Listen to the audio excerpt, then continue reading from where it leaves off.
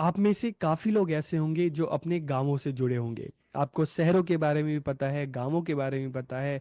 आपको पता है कि गांवों की लाइफ कैसी होती है, वहाँ पे लोगों की एक्टिविटी क्या क्या होती है, वहाँ पे लोग क्या क्या काम करते हैं, वहाँ पे पानी का इस्तेमाल किस तरह से किया जाता है। और आपको शहरों के बारे में भी पता है कि शहरों में लोग किस तरह से रहते हैं, यहाँ पे लोग क्या काम करते हैं, यहाँ पर वोटर का किस तरह से यूज किया जाता है। तो आज की इस वीडियो में हम बात करेंगे कि जो शहरी जीवन है और जो ग्रामीण जीवन है, शहरों की लाइफ है, गांवों की लाइफ है, तो यहाँ पर किस तरह से वाटर का यूज किया जाता है, किस तरह से जल का प्रयोग किया जाता है, किन कामों में किया जाता है। तो एनवायरमेंटल एजुकेशन में आज का हमारा टॉपिक है ग्रामीण और शहरी बस्तियों में जल उपभोग pattern, water consumption pattern in rural and urban settlement. तो वीडियो को पूरा देखिए, आखिरी तक देखिए, और लास्ट में कमेंट करके जरूर बताइएगा कि वीडियो आपको कैसी लगी। तो वीडियो को हम शुरू करते हैं। आज का हमारा टॉपिक है water consumption pattern in rural and urban settlement, कि ग्रामीण और शहरी बस्तियों में जल उपभोग पैटर्न। तो देखिए, हम सबको पता है कि गांव की लाइफ अलग है, शहरों की लाइफ अलग है। गांवों में लोगों का रहन सहन अलग है, शहरों में लोगों का रहन सहन अलग है। तो इसलिए गांव की बात करें, शहरों की बात करें, तो लोगों की डिमांड में भी काफ़ी अंतर हमें देखने को मिलता है। गांव के लोग खेती बाड़ी से जुड़े होते हैं, शहरों के लोग नौकरी पेशा ज़्यादा होते हैं। तो इसलिए जब हम पानी की मांग की बात करते हैं, ठीक है, क्योंकि इस वीडियो में जो हमारा मेन जो टॉपिक भी है, वाटर कंजप्शन की बात करें कि किस तरह से गाँव में अलग होता है, शहरों में अलग होता है। तो हम देखते हैं कि जब लाइफ अलग है, काम अलग है, तो जो वाटर की जो डिमांड है, जो वाटर का कंजप्शन है, उसमें भी हमें काफ़ी अंतर देखने को मिलता है।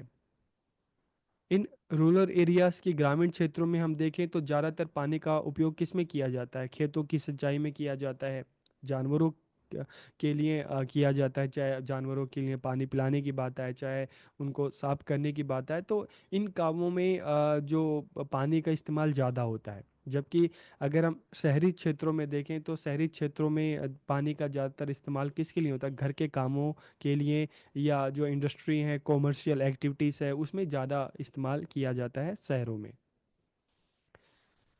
ठीक है, तो यहाँ पर आपको एक चीज़ पता चली ना कि किस तरह से गांवों की और शहरों की लाइफ अलग है। तो जो पानी का इस्तेमाल करने का तरीका है और जो पानी के इस्तेमाल करने के जो अलग अलग काम है, उसमें भी हमें अंतर देखने को मिलता है कि गांव के लोग खेती बाड़ी में, सिंचाई में, इनमें ज़्यादातर पानी का इस्तेमाल करते हैं। तो शहरों में ज़्यादातर कॉमर्शियल एक्टिविटीज़ में, इंडस्ट्रीज़ में, या डोमेस्टिक यूज होता है पानी का। ठीक है, लोग अपने घर में पानी पीने के लिए, कपड़े धोने के लिए, साफ सफाई के लिए, इनमें ज़्यादातर पानी का इस्तेमाल करते हैं। ठीक है, अब हम बात करते हैं water consumption pattern in rural settlement की। हम अब ग्रामीण क्षेत्रों की अगर हम बात करें, तो सबसे पहले एग्रीकल्चर में इस्तेमाल किया जाता है। ठीक है, फिर लाइफ स्टॉक, पशुधन में जानवरों के लिए पानी का ज़्यादातर इस्तेमाल होता है। चाहे जानवरों को, क्योंकि गांव के लोग खेती बाड़ी पर भी निर्भर होते हैं। ठीक है, ज़्यादातर उनका व्यवसाय खेती बाड़ी है, या दूसरा उनका व्यवसाय अगर देखें तो पशु उनके पास, चाहे हम गाय की बात करें, भैंस की बात करें, बकरियों की बात करें, तो उनके पास पशुधन काफ़ी होता है। तो जानवरों को पानी पिलाना, उनकी साफ सफाई, तो इसमें पानी का काफ़ी उपयोग होता है। इसके अलावा घर के कामों में भी पानी का इस्तेमाल होता है। और गांव में हम देखते हैं तो ज़्यादातर जो पानी का जो सोर्स होता है, ग्राउंड वाटर होता है, चाहे हम कुओं की बात करें। ठीक है, चाहे बोरिंग जो होता है, ट्यूबवेल जो सब बनवाते हैं, ठीक है, या नलके होते हैं, तो ज़्यादातर जो मेन जो सोर्स होता है, क्या होता है? ग्राउंड वाटर होता है। ठीक है, और अगर हम अर्बन सेटलमेंट की बात करें, ठीक है, कि शहरों में किस तरह से पानी का इस्तेमाल किया जाता है, तो शहरों में देखिए घर के कामों में इस्तेमाल होता है। घर में चाहे साफ सफाई की हम बात करें, ठीक है, चाहे हम पीने की बात करें, तो घर के कामों में पानी का इस्तेमाल होता है। और इंडस्ट्रियल एंड कॉमर्शियल जो एक्टिविटी है, अलग अलग जो अब जैसे आप कह सकते हैं कि कंपनीज हैं, फैक्ट्रीज हैं, वहाँ पे लोग जो काम करने के लिए जाते हैं, ठीक है, उनके लिए साफ सफाई के लिए अलग अलग इंडस्ट्रीज है। तो इन कामों में पानी का इस्तेमाल ज़्यादा किया जाता है। और इसके अलावा पानी की सप्लाई किस तरह से होती है? तो पब्लिक वाटर सप्लाई होती है। ठीक है, यहाँ का जो नगर निगम है वो पानी की सप्लाई करता है। गांव में तो हम देख रहे हैं कि जो अंडरग्राउंड वाटर जो होता है, ठीक है, भूमिगत जल होता है, वो सोर्स होता है। शहरों में जो होता है, वाटर की जो सप्लाई होती है, जो नगर निगम के द्वारा की जाती है, वो पानी का मेन सोर्स होता है। ठीक है, अब यहाँ पर बात आती है main difference between urban and rural water consumption के शहरी और ग्रामीण क्षेत्रों में जल के उपभोग में क्या अंतर है। तो गांव में ज़्यादातर जो लोग हैं पानी का इस्तेमाल होता है पशुओं के लिए होता है, एग्रीकल्चर एक्टिविटी में होता है, जबकि शहरों में कृषि पे निर्भरता नहीं होती। तो शहरों में ज़्यादातर पानी का इस्तेमाल इंडस्ट्रियल या कॉमर्शियल नीड के लिए होता है। ठीक है। और डोमेस्टिक यूज़ तो दोनों जगह होता है, वो तो दोनों में सेम है, लेकिन गांव में एग्रीकल्चर में ज़्यादा होता है, पशुओं पर ज़्यादा होता है, तो शहर में इंडस्ट्री या कॉमर्शियल नीड में ज़्यादा होता है। इसी तरीके से अगर हम वाटर सोर्सेज की बात करें तो गांव साइड में ज़्यादातर जो भूमिगत जल है, ग्राउंड वाटर है, ठीक है, उसको मतलब मेन सोर्स होता है, नदियां होती हैं। लेकिन शहरी साइड में अगर हम बात करें तो यहाँ पर जो नगर पालिका है, नगर निगम है, पानी की सप्लाई करती हैं। और पर कैपिटा कंजम्पशन की बात करें तो हम देखते हैं कि देखिए गाँवों की तुलना में शहरों की आबादी बहुत ज़्यादा है। और शहरों के लोग अगर हम देखते हैं, चाहे हम डोमेस्टिक यूज़ की भी अगर हम बात करें, तो यहाँ पर घर की साफ सफाई लेकर हर चीज़ के लिए पानी का बहुत ज़्यादा इस्तेमाल किया जाता है। अक्सर हम देखते हैं कि गांव में ज़्यादातर घरों में आप देखेंगे तो जो फर्श है, ठीक है, वो बहुत हम देखते हैं कि मिट्टी के फर्श होते हैं। ठीक है। तो हम देखते हैं कि घर के कामों में पानी का इस्तेमाल दोनों जगह होता है, लेकिन शहरी क्षेत्र में हम देखते हैं साफ सफाई हर चीज़ में। और ग्रामीण क्षेत्रों में लोग कपड़े धोते हैं तो चाहे जो पानी के सोर्सेस हैं, रिवर हैं, वहाँ पर भी धोते हैं। और अपने हाथ से धोते हैं तो उसमें पानी थोड़ा कम लगता है। शहर साइड में हम देखें तो वॉशिंग मशीन में इस तरह से कपड़े धोए जाते हैं। ठीक है। तो वहाँ पर पानी का जो इस्तेमाल है ज़्यादा होता है। तो पर कैपिटा कंजप्शन की अगर हम बात करें तो शहरी प्रति व्यक्ति पानी की खपत आमतौर पर ग्रामीण क्षेत्रों की तुलना में अधिक होता है। ठीक है। अब फैक्टर अफेक्टिंग वाटर कंजम्पशन की जल उपभोग को प्रभावित करने वाले कारक कौन कौन से हैं। तो देखिए सबसे पहले अगर हम बात करें क्लाइमेट, जलवायु, किसी भी एरिया की जलवायु किस तरह का है, ये मतलब ये वाटर कंजप्शन उस पर मतलब उससे डिपेंड करता है। जैसे अगर आप ठंडे एरिया की बात करो, जो ठंडे क्षेत्र है, वहाँ पर पानी का इस्तेमाल उतना ज़्यादा नहीं होता जितना गर्म क्षेत्रों में होता है। जैसे अगर हम दिल्ली की बात करें तो गर्मी में देखेंगे पानी का यहाँ पर यूज बहुत ज़्यादा होता है, लेकिन जब ठंडी की बात करते हैं तो वहाँ पर थोड़ा सा कम हो जाता है। ठीक है। तो क्लाइमेट पे भी निर्भर करता है, पॉपुलेशन पे भी। जहाँ पे पॉपुलेशन बहुत ज़्यादा है वहाँ पर पानी का यूज ज़्यादा होगा, जहाँ पर कम है वहाँ पर पानी का इस्तेमाल कम होगा।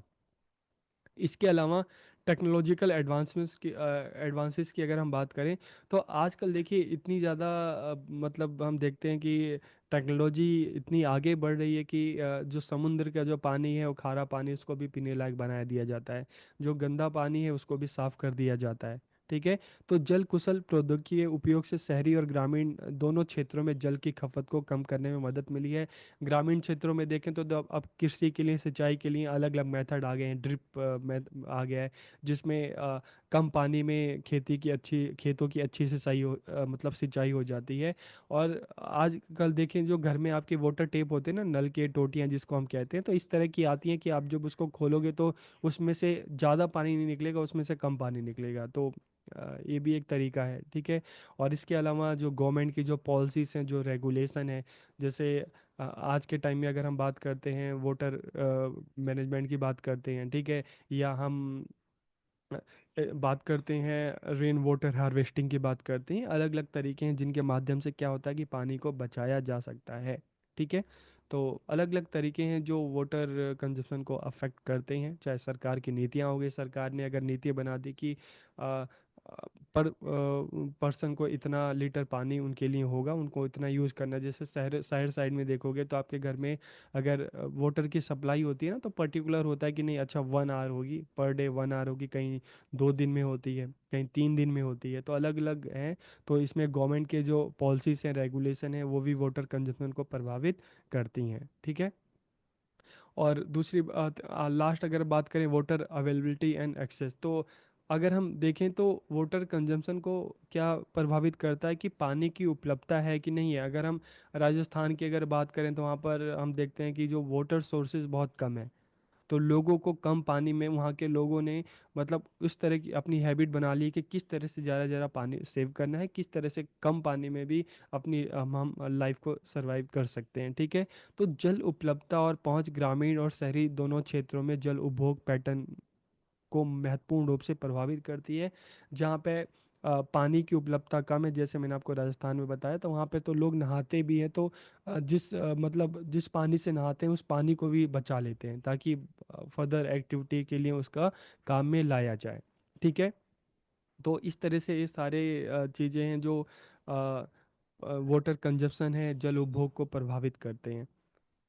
तो आज के इस वीडियो में हमने बात की कि किस तरह से शहरी क्षेत्रों में, किस तरह से ग्रामीण क्षेत्रों में जो जल है, पानी है, उसका उपयोग किया जाता है। तो वीडियो आपको कैसी लगी कमेंट करके ज़रूर बताइए। आप सबका बहुत बहुत धन्यवाद।